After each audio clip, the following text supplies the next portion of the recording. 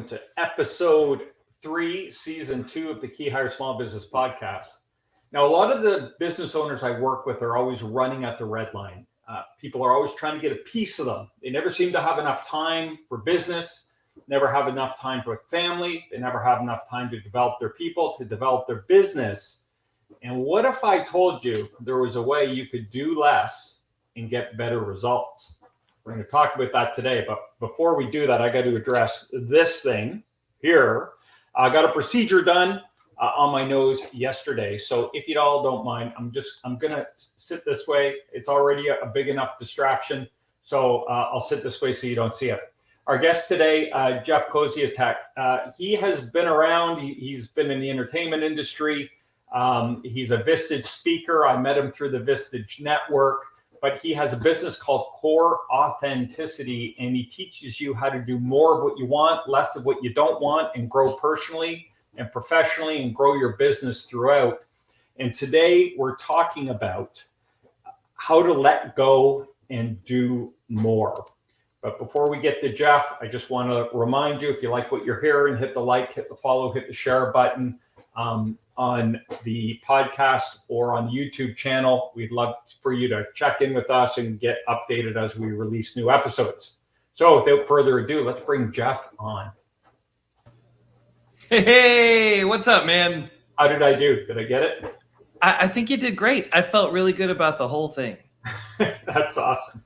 So Core Authenticity, I love this topic about letting go to do more because I know a lot of business owners, what I talk about a lot of time is when your only input is time, when all you can do to grow your business is work longer, work harder. Yeah.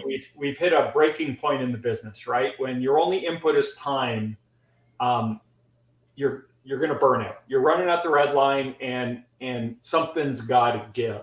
So this concept around doing less to get more. I know it works because I think we've all done it at a point, but when you're in the thick of it, it's hard to shift your brain and your mind to kind of settle down and weed through this stuff. So absolutely. And we live in a culture that says you work hard and you always have to be working, work. You're either growing yourself, you're developing your business. If you're not growing, if you're not developing, then you're falling back. So I mean, it's ingrained in what we're swimming in. But I really love to know. You said I've experienced this where I'm doing less and I'm getting more done. Like, you know that it works. How do you know that it works? Well, because I think I've done it, right? There have been times where I think I can only speak for myself, but I have to imagine other people have come to a point in their life where, like, okay, something has to change. I have to let go of something, or I need to take a breath and calm down and kind of survey my surroundings and say, what's important, what's not important, what can I get other people to do? I mean, shit, we do it with taking care of the household and the kids, right? It's like, yes. Do I need to take do I need to be the one to drive my daughter or my son to this event, or can I hire a high school student to do that? Right. And is it more important for me to kind of have some decompression time or drive them all over town? My joke is, after I finish working with Keyhire, I start my Uber shift every night, right? And drive people around. So yes. So it works, but so I think at a personal, professional, we've all had to do it at a point. And I'm kind of interested to you, with Core Authenticity and what you do. Yeah. What are kind of those red flags or those markers? What is it? What happens when someone says, man, I got to call Jeff, or you step in and say, hey, I can help you? What are those kind of red flags or events or situations people can look at and think, okay, this is one of those situations where I need to let go of stuff? Yeah. I would say there are 4 markers that usually pop up. One of the markers is feeling overloaded and stressed out, most likely because you've said yes to everything and you've not been able to say not yes. The second marker would be second guessing. If you find yourself doubting your decisions, or you're just not fully committed to where you're headed, that would be a marker. Another marker would be burnout, where you've lost the passion for what you do. You don't get excited to go to work and run your business or to be there with your family. You're like, I don't want to go home. I want to stay at work because I feel better there. Or I don't want to go to work. I want to stay home because I feel better there. Or I don't want to go to either of them. I'm going to go take a cruise and it's just going to be me. Right. So that would be the third marker. And then the fourth one would be some kind of transition. If you find yourself forced into a transition because things aren't working either personally or professionally. Those four reasons or those four markers are typically indicative of doing way too much and not managing our calendars. So you say forced into a transition. Help me understand that. What might an example of? I just want some clarity on that, just in case someone's on listening. The transition bit. Yeah, like what is forced into a like what would be? Forced transition? Personally, if we become a workaholic. And then our relationships suffer and we end up getting a divorce or going through a separation, or so there's serious relationship failure or strain there. Failure, that would be a transition. Or a business relationship that might have blown apart or something. Yeah. If you've got high turnover and, why am I getting high turnover? Why can't I retain the top talent that I hired? Oh, it's because I am building a culture all around doing as much as you possibly can, sacrificing yourself at all costs. So that would be a forced transition. Or maybe you've been let go. Maybe your business has been taken from you, or it's gone under because you can't maintain the quality that you're used to delivering.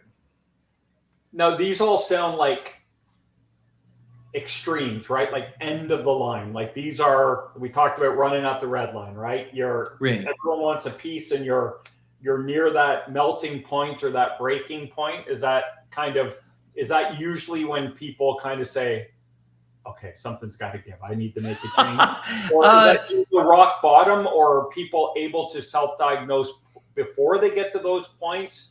I guess what I'm curious to know is if someone's listening saying, that feels like me, but it's not there yet. I haven't hit that wall. I haven't hit rock bottom in one of those categories. Yeah. How might someone kind of self-diagnose and say, I need to take action before? I would say the answer to that question is yes, and. I'm a big theater improv guy, so we're going to totally go yes, and. When people hit rock bottom and they're forced to make a decision, either I'm going to stay down here, I'm going to pick myself up and try something different. That's usually when people get motivated, although it doesn't have to be. If you feel yourself feeling overwhelmed and overloaded with stuff, if you start to recognize, if your awareness is high enough where you're aware of that, you recognize that in you, you don't have to write it all the way out to the end. You can make a change now. If you're second guessing your decisions, or if you're doubting or you're making a decision and then hoping for the best, that is not a fixed setting. You can change that. You can feel confident about your choices before you make them. And if you're starting to feel burned out and the passion is going down, you can make a choice now.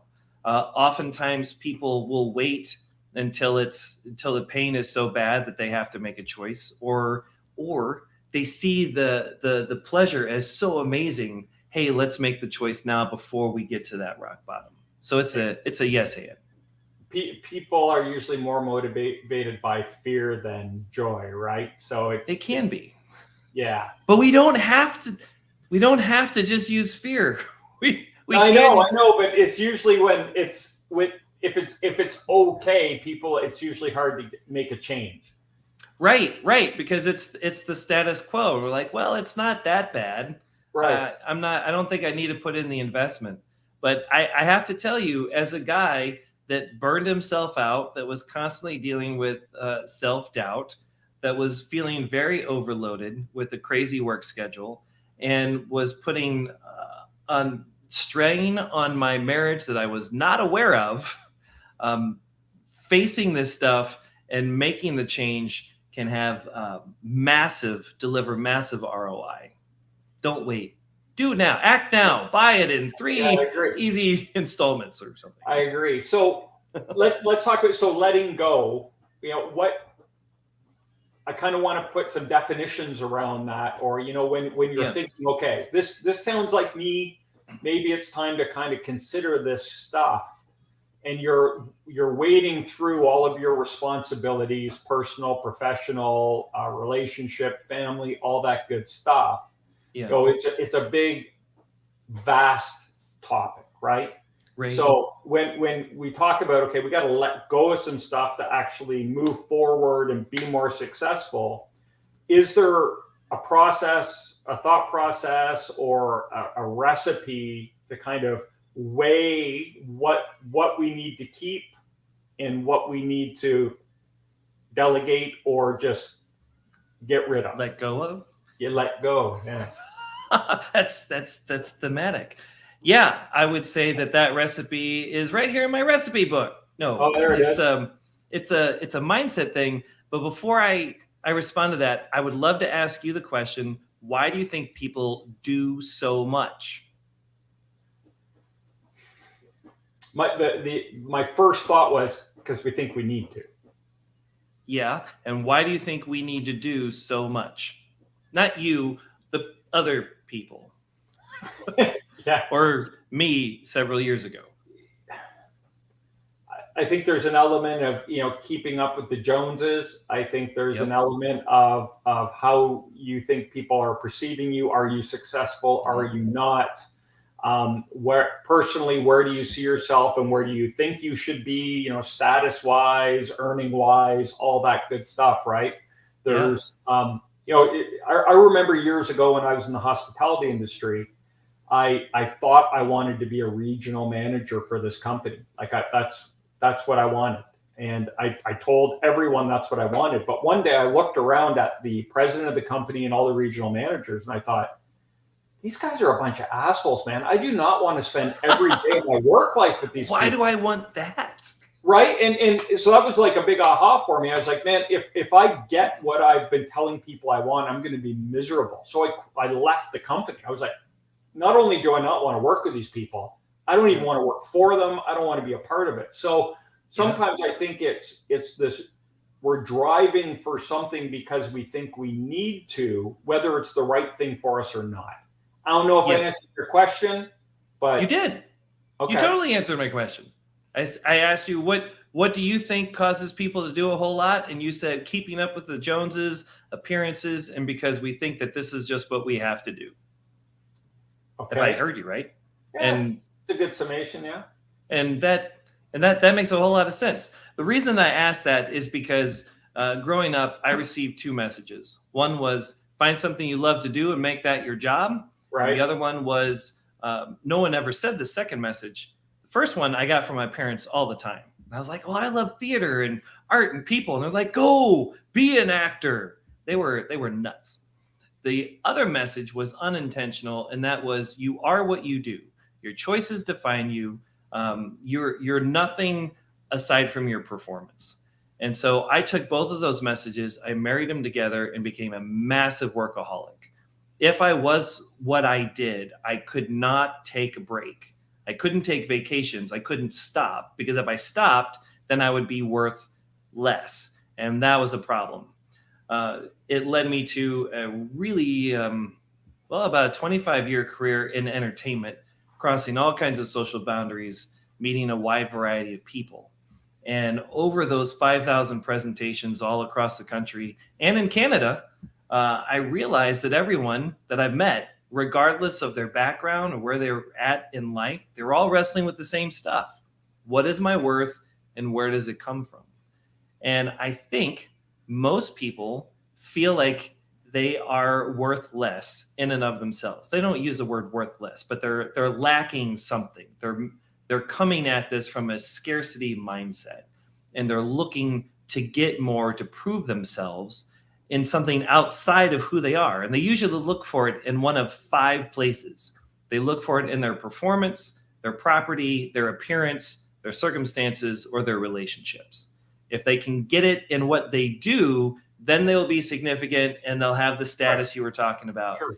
if they get it in their appearance, then they're keeping up with the Joneses, whether it's digitally or physically.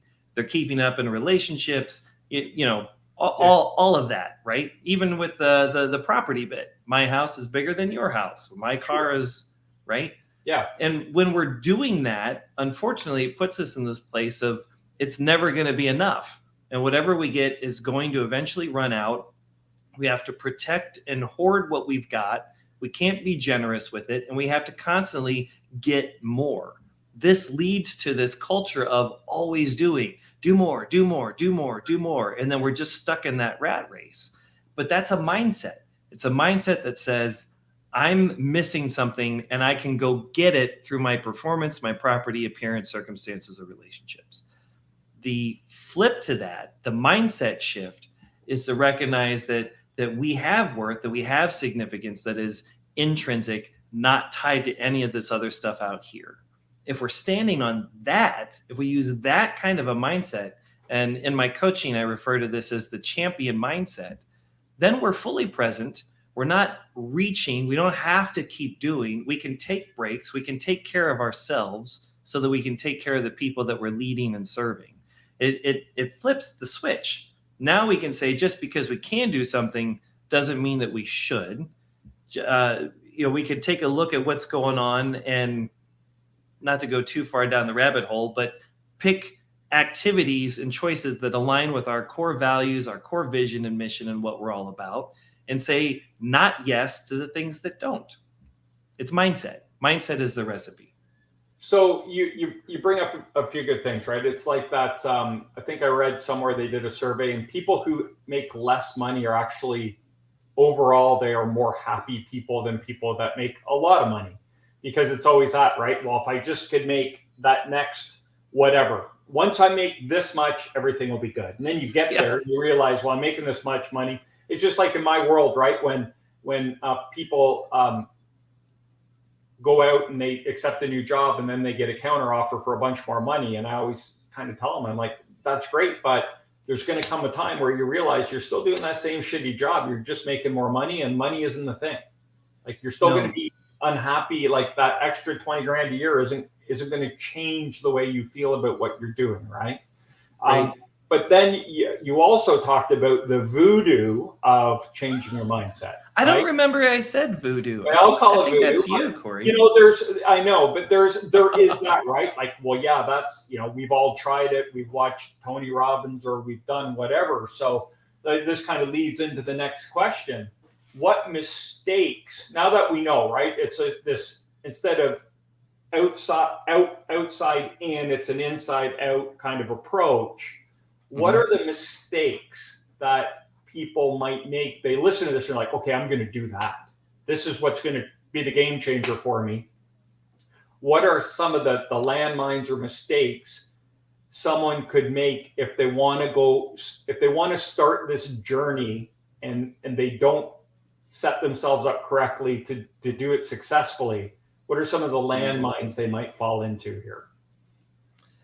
Mistakes before they start the journey, or mistakes at the beginning of the journey? Either or.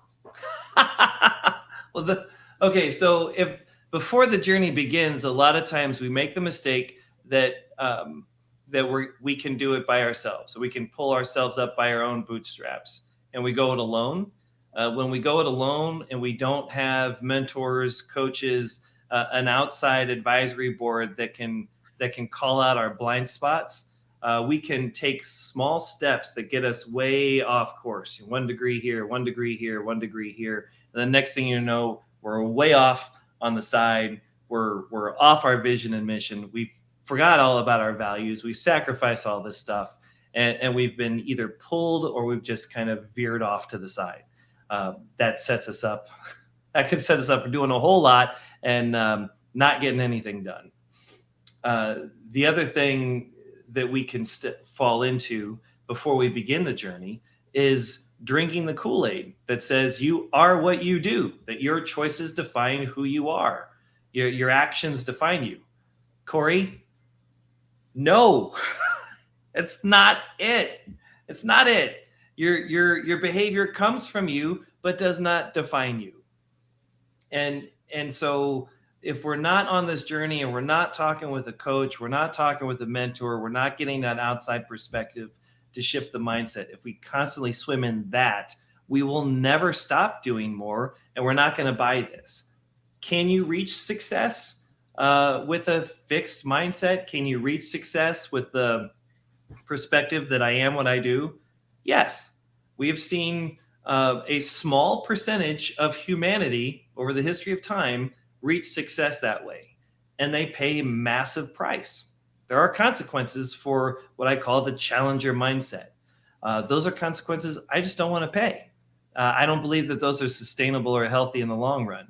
So we start the journey by flipping the script, adopting the champion growth mindset, that we can become more, that we're more than what we do. And then once we're on that journey, there are a few other mistakes, other potholes that we should watch out for. One of them is expecting an immediate shift, immediate results. There are some results that will happen immediate, but this is core belief work. And if we can go into brain stuff for a second, your brain will connect neurons to create an action.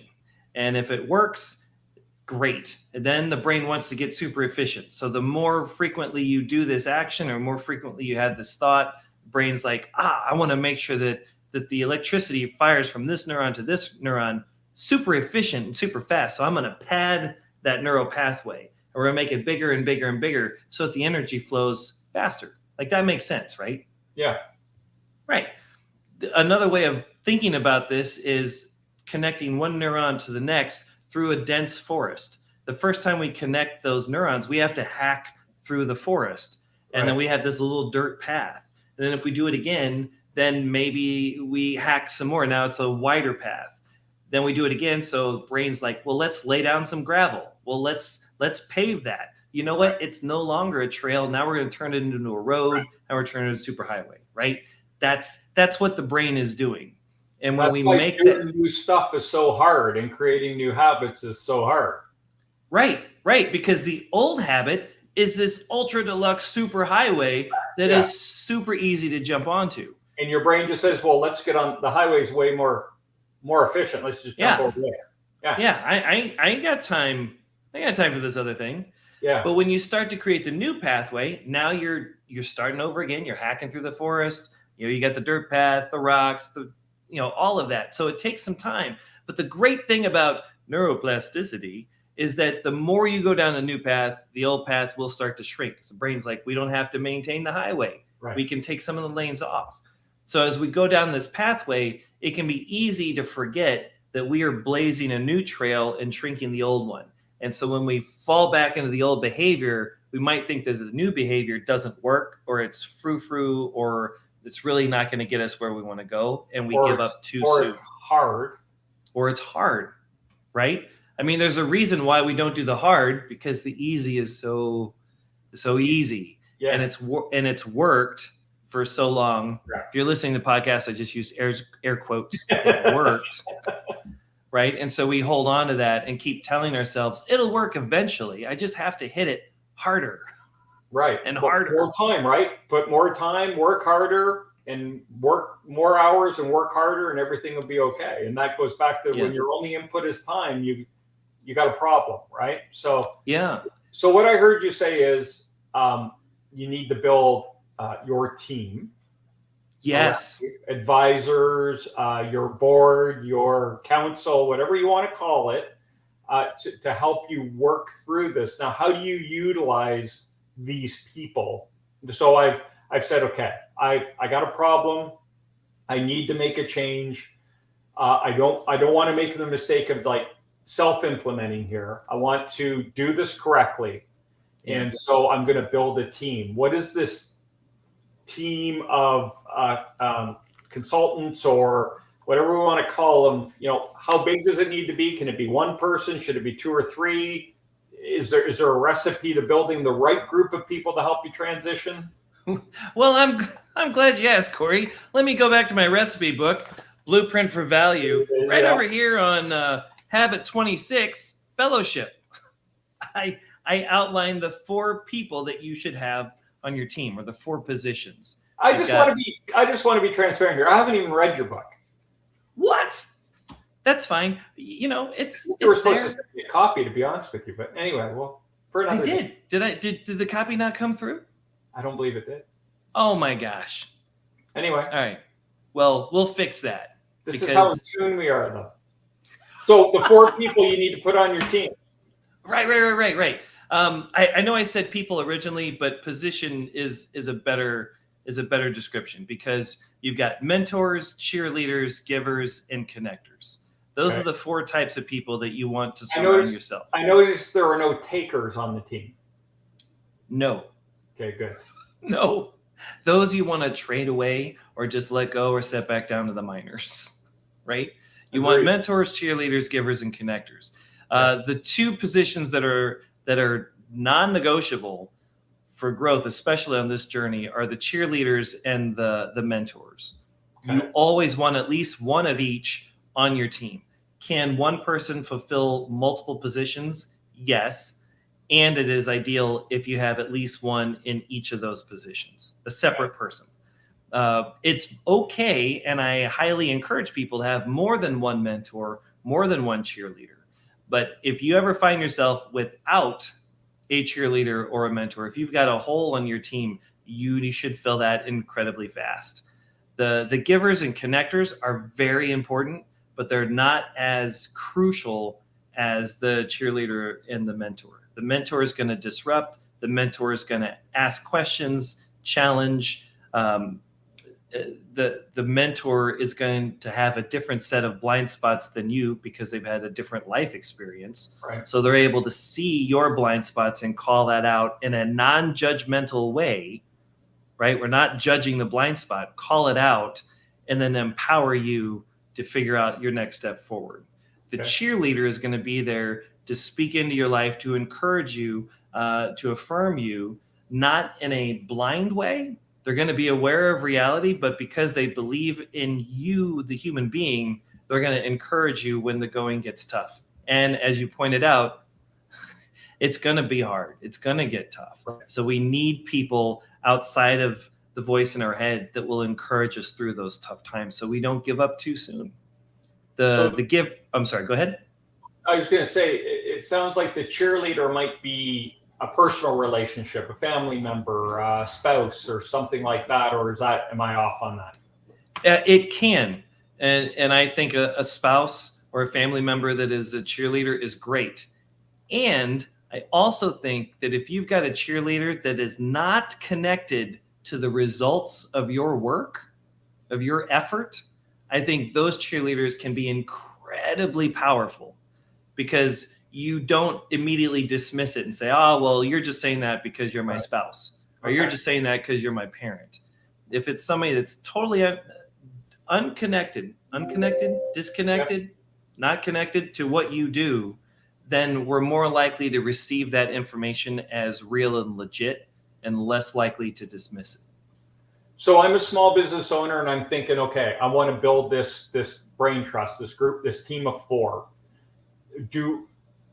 Are any of these people, obviously the coach is an outside entity, I get that. But if can anyone inside the business fulfill any of these other roles? With inside the business, you can have connectors. So where the cheerleader affirms and encourages you, the connector will be an advocate and affirm and encourage you outside. So the connector will introduce you to opportunities and people that you didn't know you needed to know. Those people, you can leverage your employees to kind of do that and help you with that part of the journey. Yeah.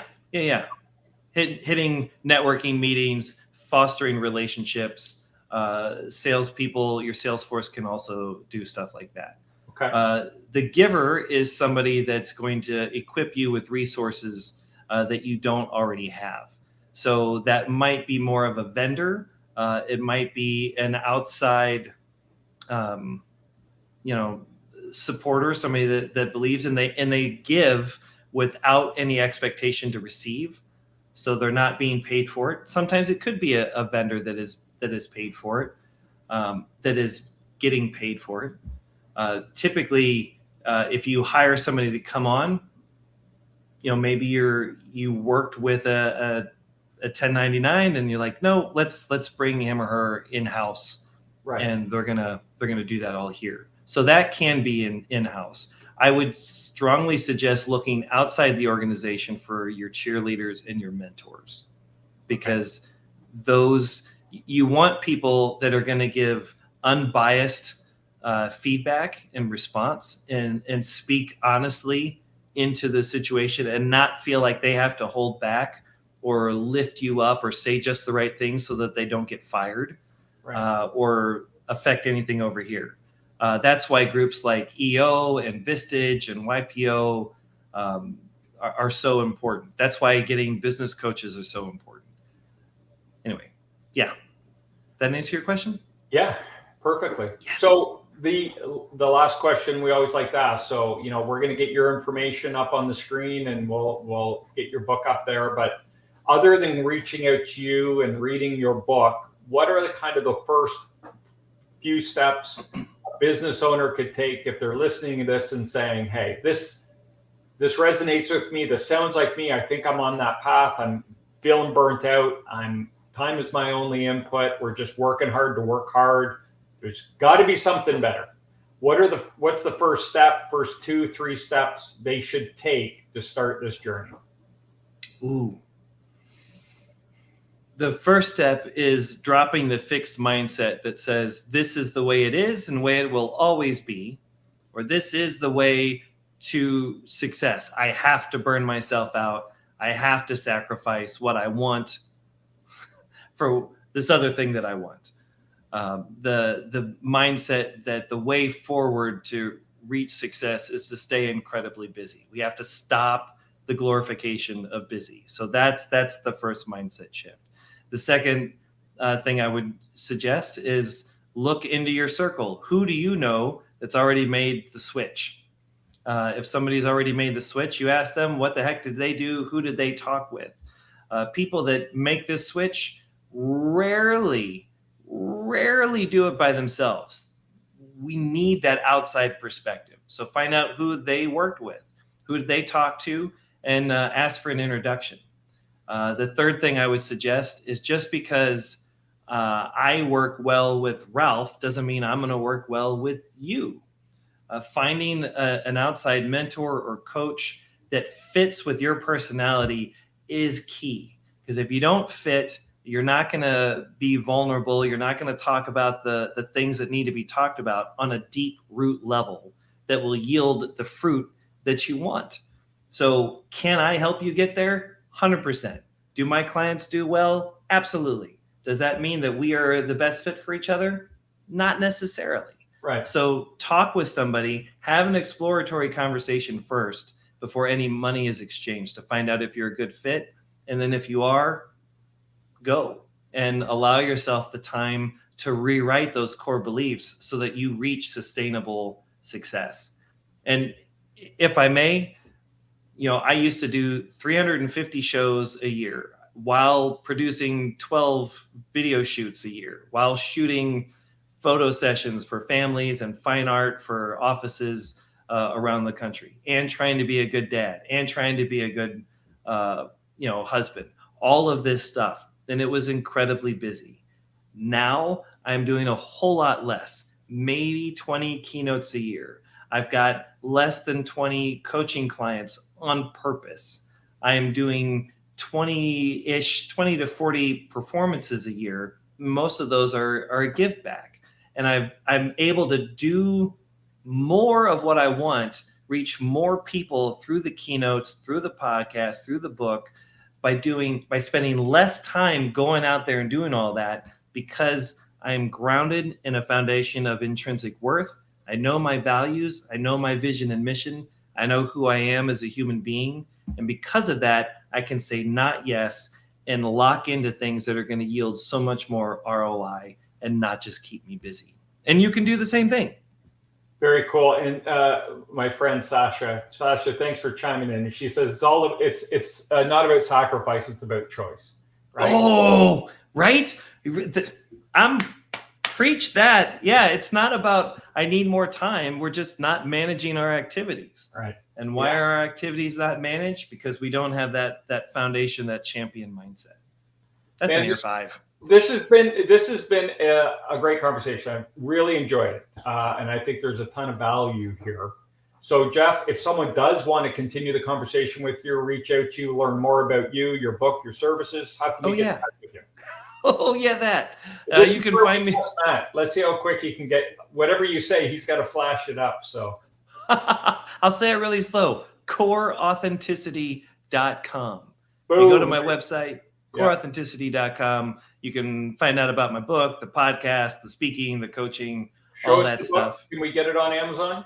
Oh, yeah. Blueprint for Value, 52 Habits to Discover and Strengthen Your Personal Worth. That is available on Amazon as a paperback and ebook. I'll have another book coming out in 24. Super excited about that. But yeah, reach out. We've got a bunch of free stuff on there. And if I'm not a good fit for you, I'm happy to make a recommendation, because at the end of the day, it's about getting a coach that's going to get you where you want to go. That's awesome, man. Thank you so much for your time. I know your time is valuable, and you are very selective what you do with it. So I appreciate you spending time with us today and speaking to our listeners. Are you kidding? This has been a pleasure. Corey, thank you so much. Thanks. Very grateful for the opportunity. It's been our pleasure. Thanks so much. All right, there we have it. Season 2, episode 3, Jeff Koziatek. Some awesome information there. So grateful he came on. While you're listening, if you like what you heard, hit the like, hit the follow, hit the subscribe button. You can check out our podcasts on any of your major providers. Look up the Key Hire Small Business Podcast. You can check us out on LinkedIn, our page, the Key Hire Solutions LinkedIn page. We are on YouTube, tons of content on there. So if you like to watch the content, you can watch it on our YouTube channel, the Key Hire Solutions channel. And if you want to learn more about what we do or get some information on how you can move your business forward and grow it through people, you can check out our website. We do have a free consultation if you want to sign up. We're happy to spend some time on the phone talking you through your challenges and issues, and giving you some feedback and advice that you can take and action into your business. So that's all we have for today. I thank everyone for joining us and spending your time with us. We'll see you in 2 weeks. Until next time, stop grinding and start growing.